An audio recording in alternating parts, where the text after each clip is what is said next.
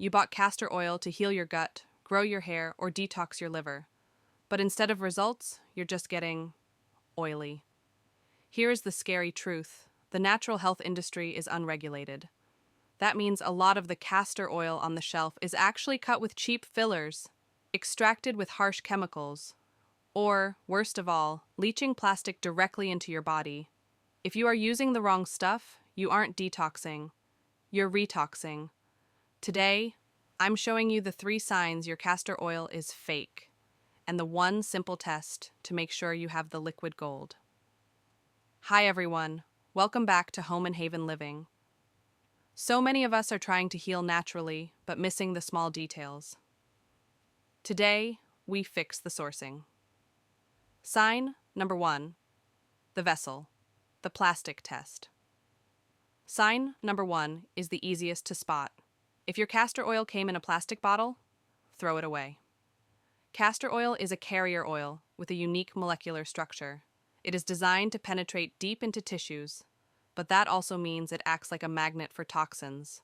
If it sits in plastic, it pulls out BPA and phthalates from the bottle. When you rub that on your liver, you are literally rubbing liquefied plastic into your organs. Rule number 1, it must be in dark amber glass. Sign number 2, the extraction, the hexane trap. Sign number 2 is invisible, but critical. Look at the label. Does it say hexane free? Many cheap brands use a chemical solvent called hexane to strip the oil from the castor bean because it's cheaper and faster. But residue stays behind. You want cold pressed or expeller pressed. If the label doesn't say it, assume the worst.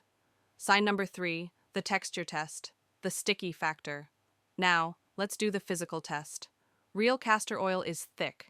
It should feel like honey or molasses. See this drag? It's sticky, it's heavy. If your oil is runny, like olive oil or water, it has likely been diluted with cheap vegetable oils to save money.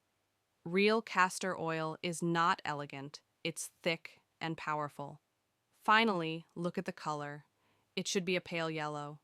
If it's totally clear, it's likely been over-processed and stripped of nutrients.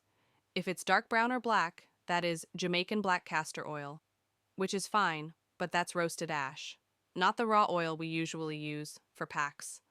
And the smell? It should smell mild, earthy, and nutty. If it smells like nothing, it's refined. If it smells rancid or sharp, it's gone bad. Don't let a bad product ruin your natural healing journey. Check your bottles today. If you want to know exactly how I use this liquid gold without making a huge mess, check out this video right here where I break down the biggest application mistakes. Here's to healing naturally. I'll see you there.